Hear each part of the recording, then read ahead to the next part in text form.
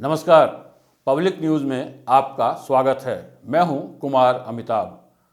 प्रधानमंत्री नरेंद्र मोदी के काफिले को पंजाब में आज जिस तरीके से रोका गया, रुकने को बाध्य किया गया और अंततः वापस लौटाया गया, उससे पता चलता है कि कांग्रेस किस तरह की घटिया राजनीति पर उतर आई है। और इसका परिणाम यह होगा कि कांग्रेस की राजनीतिक कब्र खुद जाएगी। सभी जानते हैं कि यह सामान्य चूक का मामला नहीं है, इसके पीछे पूरा खेल किया गया है। प्रधानमंत्री के काफिले का रुकना देश के लिए बेहद ही शर्मिंदा करने वाला विषय है। सारे देश में कांग्रेस की थू थू हो रही है। कांग्रेस ने यह हरकत कैसे की, इस बात को समझने के लिए हमें कांग्रेस के इतिहास को भी जानना पड़ेगा। कांग्रेस ने इसी तरह पंजाब में भिंडरावाले को शह देकर आगे बढ़ाया था, मात्र राजनीति के लिए, और वहां सत्ता हासिल करने के लिए उसने आतंकवाद को बढ़ावा दिया था। अभी पुनः कांग्रेस जिस तरीके से वहां पे हरकतें कर रही है एक के बाद एक, उससे लगता है कि वह पुनः वहां पे खालिस्तान को जिंदा करने की कोशिश कर रही है और इसमें पाकिस्तान का उसे पूरा साथ मिल रहा है। हाल में ही हुआ एक बम विस्फोट इसका साफ साफ प्रमाण है। ऐसा लगता है कि कांग्रेस अपना दिमाग खो चुकी है। प्रधानमंत्री नरेंद्र मोदी के काफिले का रुकना पूरे देश की सुरक्षा का मामला है, पूरे देश के लिए चिंता का मामला है। यह कोई साधारण पुलिसिया चूक नहीं है, इसके पीछे पूरी की पूरी राजनीतिक शह साफ साफ नजर आ रही है। हमें यह समझना चाहिए कि प्रधानमंत्री की सुरक्षा, प्रधानमंत्री कोई एक व्यक्ति नहीं है, वह पूरे देश के लिए एक सम्मान का पद होता है। उसकी सुरक्षा के मामले में देश की ही पुलिस अगर इस तरह से जानबूझकर बदमाशी करती है तो उसे कतई क्षमा नहीं किया जा सकता। पंजाब पुलिस ने अब तक इस मामले में कोई भी कार्रवाई नहीं की है। यह एक बहुत बड़ी भूल है। प्रधानमंत्री का काफिला जब भी चलता है तो वहां पे स्थानीय पुलिस के पास उस रास्ते की सुरक्षा का, प्रधानमंत्री के काफिले के आसपास की सुरक्षा का पूरा जिम्मा होता है। प्रधानमंत्री के जो सुरक्षा गार्ड, एसपीजी जो उनकी सुरक्षा करती है, उसका काम है प्रधानमंत्री के निकट के हिस्से को पूरी तरह से सुरक्षित रखना। लेकिन जिस प्रदेश में वह होते हैं, बाकी सुरक्षा की जिम्मेवारी उस प्रदेश की पुलिस की होती है। प्रधानमंत्री के जाने के पहले वहाँ का पूरा रूट तय किया जाता है। प्रधानमंत्री जब भी कहीं जाते हैं तो उस प्रदेश के गृह मंत्री, उस प्रदेश के डीजी सबके साथ बैठ करके रूट फाइनलाइज किया जाता है। उसकी सुरक्षा पर, हर एक चीज़ पर पूरी तरह से जांच पड़ताल कर तब रूट तय किया जाता है। इतनी आसानी से प्रधानमंत्री का काफिला कभी नहीं रोका जा सकता है, जिस तरीके से पंजाब में यह किया गया है।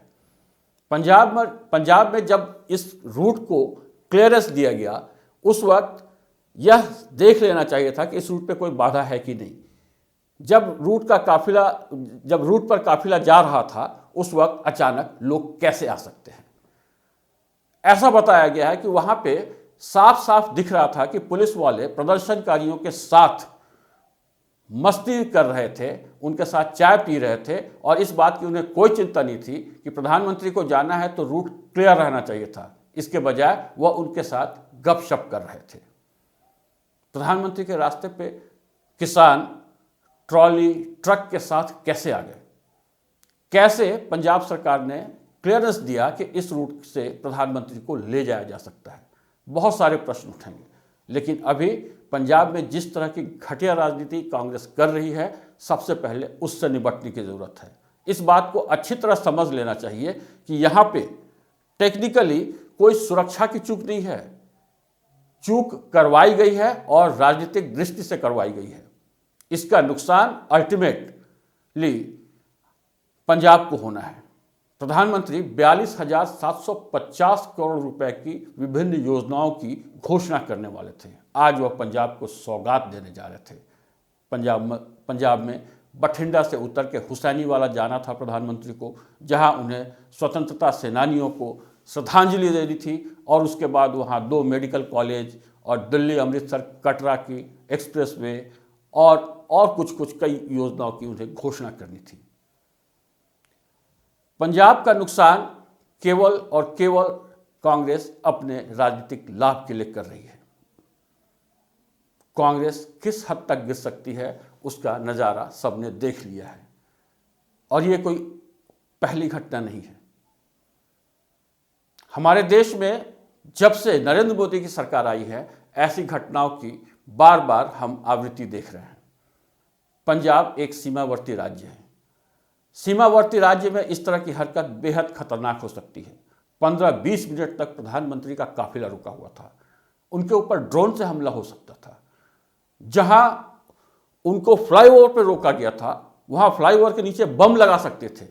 हो सकता है कि यह एक कोशिश है यह देखने की कि प्रधानमंत्री का काफिला को इस तरह रोका जा सकता है क्या, तो फिर अगली बार वो फिर कोई ना कोई आतंकवादी घटना को अंजाम दे सकते हैं। अभी कुछ दिन पहले उत्तर प्रदेश में इसी तरह किसानों ने रास्ता रोक करके केंद्रीय मंत्री के बेटे की गाड़ी पर हमला किया था, जिसके बाद उसकी गाड़ी भगानी पड़ी उसे, और उसमें किसान मरे और फिर प्रदर्शनकारियों ने आग लगाई और लोगों को मार भी दिया था। ये किस तरह के प्रयोग हो रहे हैं? अगर आप चुनाव हार जाते हैं, इसका मतलब है कि आप गिरोह बना करके देश के ऊपर किसी भी तरह से निरंकुश अपनी तानाशाही थोपना चाहते हैं। कांग्रेस जैसा दल यह लोकतंत्र का कतई सम्मान नहीं करता है। ये खुद तानाशाह है और दूसरे को तानाशाह साबित करने की कोशिश करते हैं। कांग्रेस की ऐसी हरकतें देश के अंदर बहुत ही घटिया प्रवृत्ति को बढ़ावा दे रही हैं। इस बात को आम जनता को भी समझना होगा। कांग्रेस की ऐसी घटनाएं बताती हैं कि आने वाले दिनों में राजनीति और कितनी घृणित होती चली जाएगी। पंजाब कोई अलग राज्य नहीं है, अलग देश नहीं है। समय आ गया है कि सरकार ऐसी घटनाओं की पुनरावृत्ति होने से रोके और केंद्रीय गृह मंत्री को खास करके इस मामले पर बहुत ही गंभीरता से सोचना चाहिए। क्या इस बात की इजाज़त दी जा सकती है कि आप देश में ऐसी विद्रोही घटनाओं की आवृत्ति होने दें? कोई भी मनमर्जी से कहीं भी कुछ भी रोक ले, रास्ता रोक ले, लोगों को परेशान करे और किसी भी तरह की घटना को अंजाम दे दे? ये केवल प्रधानमंत्री के साथ होने वाली बात नहीं है।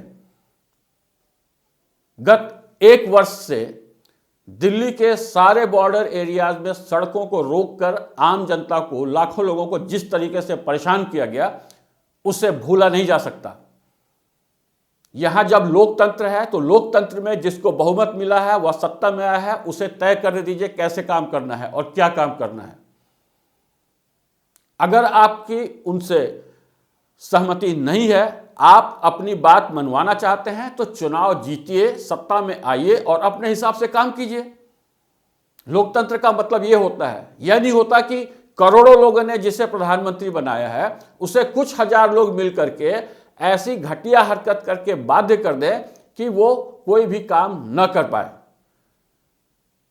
इसलिए कि वह उन्हें अपना नागरिक समझता है, उनके साथ शांति से पेश आता है। इसका मतलब नहीं है कि आप बार बार ऐसी हरकतें करेंगे। इस तरीके से आप द्रोह को जन्म देते हैं। यूं ही देशद्रोही की उपमा नहीं मिली हुई है। यूं ही लोग ऐसी हरकतों को करने वालों को देशद्रोही नहीं कह रहे हैं। यूं ही इन्हें टुकड़े टुकड़े गैंग नहीं कहा जा रहा है।